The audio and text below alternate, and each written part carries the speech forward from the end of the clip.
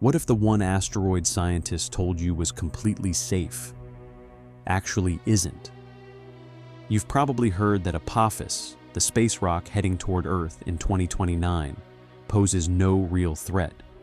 And for years, that was the official answer. But a new peer-reviewed study just quietly changed that conversation. And the reason it changed has nothing to do with Apophis itself.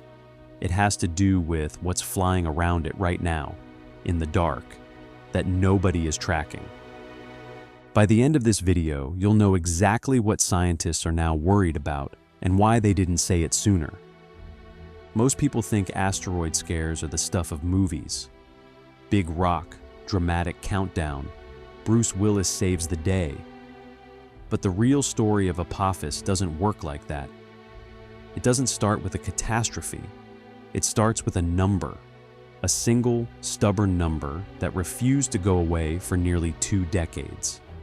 That number is 2.7%.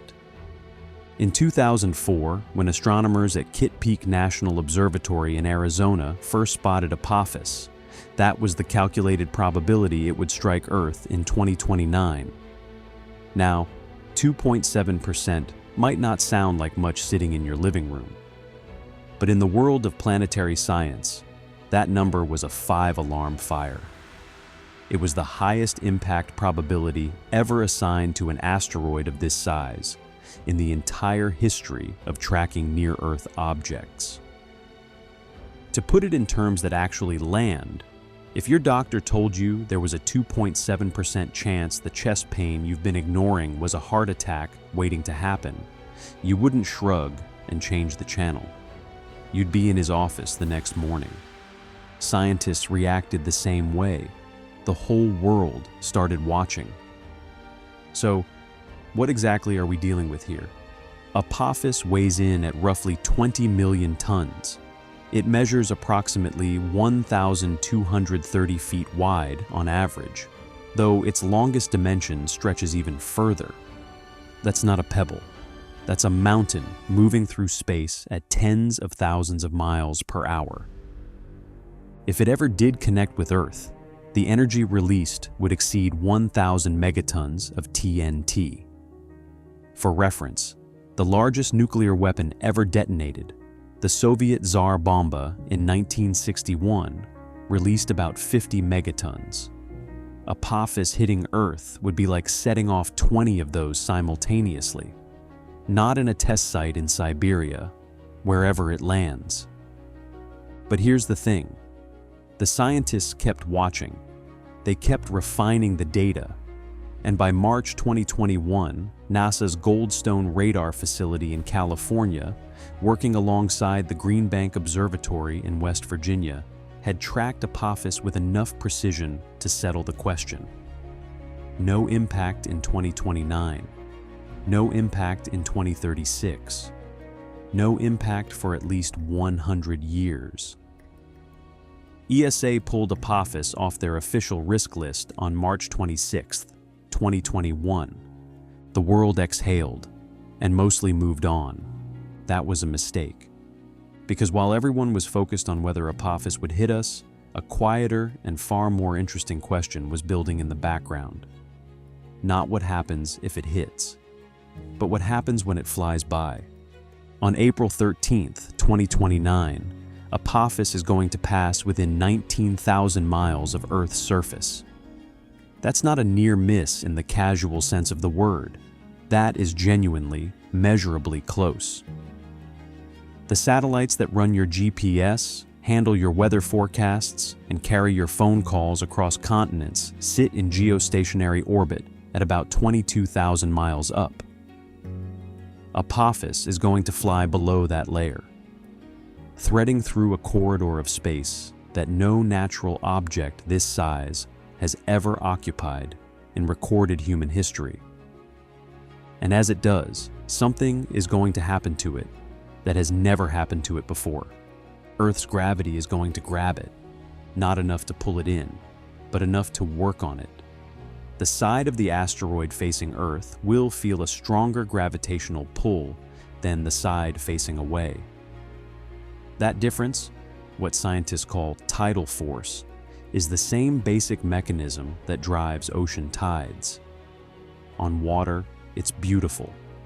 On a 1,230-foot asteroid made of loosely bound rock and dust, it's something else entirely. The surface of Apophis is covered in what scientists call regolith, essentially a blanket of broken rock, gravel, and fine dust that has been accumulating for billions of years. When those tidal forces kick in during the flyby, slopes that were just barely stable are going to give way. Researchers estimate that roughly 1% of the asteroid's surface could shift and slide in the 30 minutes surrounding closest approach. Fresh rock, sealed away since the early days of the solar system, will be exposed to sunlight for the very first time. The asteroid's spin will change. Its rotation rate will shift. The direction it points in space will be different after the flyby than before. And its entire orbit around the Sun will be permanently rewritten. Right now, Apophis belongs to a class of asteroids called the Atens, whose orbits are slightly smaller than Earth's. After 2029, it graduates into the Apollo group, with a wider orbit and a longer year, stretching from roughly 11 months to about 14 months. A different orbit, a different spin, a different surface, a fundamentally different asteroid. And that's where a scientist in Canada started doing math that nobody else had bothered to do. Paul Wiegert is an astrophysicist at the University of Western Ontario. While most researchers were focused on Apophis itself, Wiegert started thinking about the neighborhood Apophis travels through. Because space, despite how it looks in photographs, is not empty. It's full of debris. Small rocks, tiny fragments, dust-sized particles, all drifting on their own paths, crossing and recrossing the same corridors of space that larger asteroids travel through. His question was straightforward. What are the odds that something hits Apophis at exactly the wrong moment and changes where it's going? The answer he published in a planetary science journal was uncomfortable. An object just 2 feet across, roughly the size of a large cooler you'd take to a tailgate, could, if it struck Apophis at precisely the right angle, nudge the asteroid onto a path that eventually intersects with Earth. A rock 11 feet wide, about the length of a pickup truck bed, could do it with enough force to matter before the 2029 flyby even occurs. Now, Wiegert was careful with his numbers. The probability of a strike hitting at exactly the right angle to redirect Apophis toward Earth works out to roughly 1 in 2 billion. The probability of that then producing an actual Earth impact is around 1 in a million. These are not odds that should keep you up at night. But here's the detail that matters. The official estimate of Apophis hitting Earth entirely on its own, with no outside interference, over the next 100 years is also approximately 1 in 2 billion. Wiegert's scenario doesn't replace that risk. It adds to it.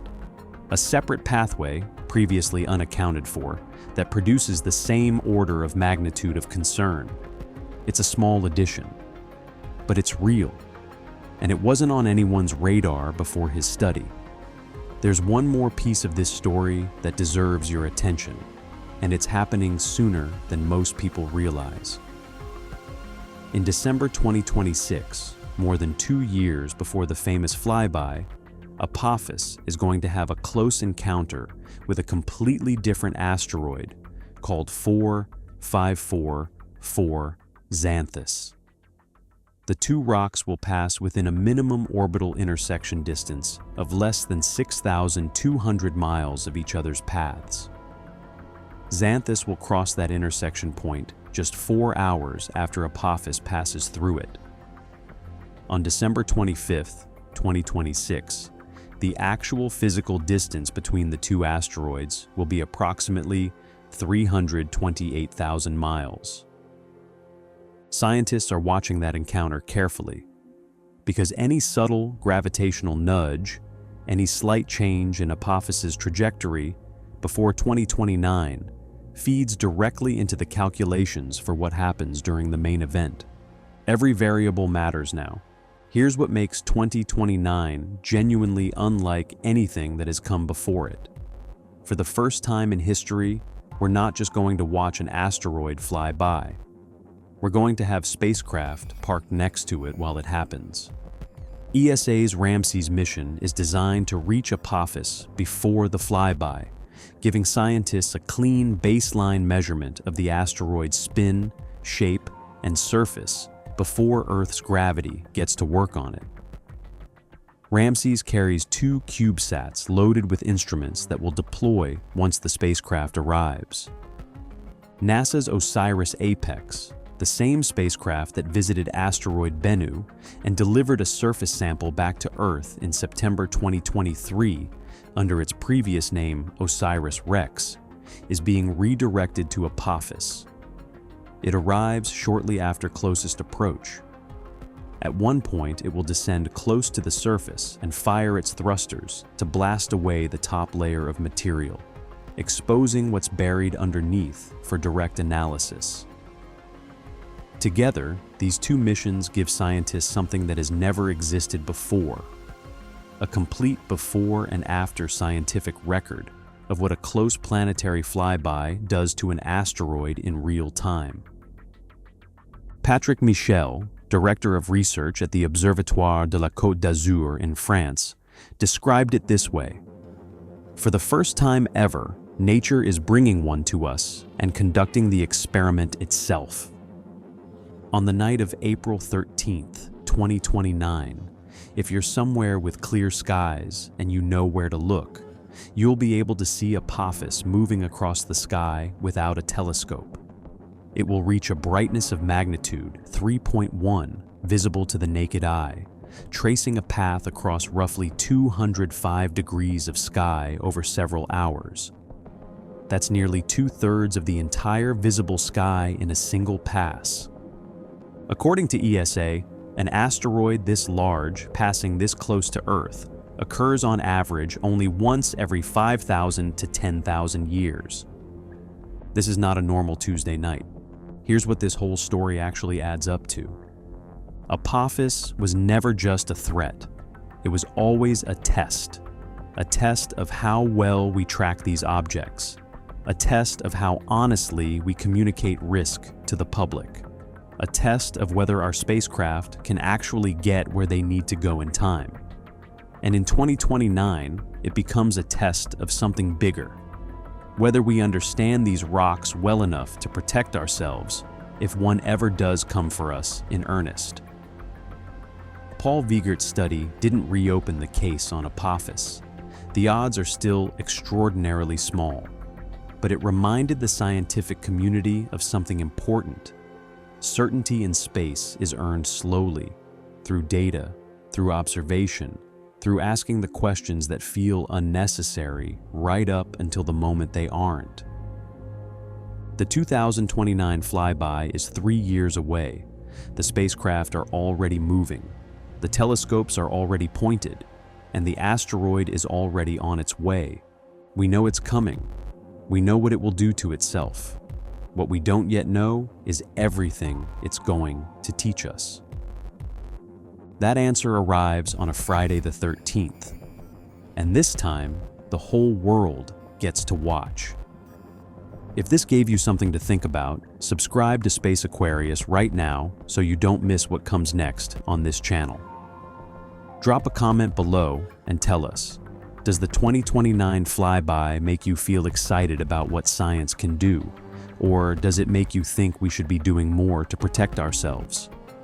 We read every single one, and if you've got a friend, a brother, a buddy from work who's into space and science, share this video with them today.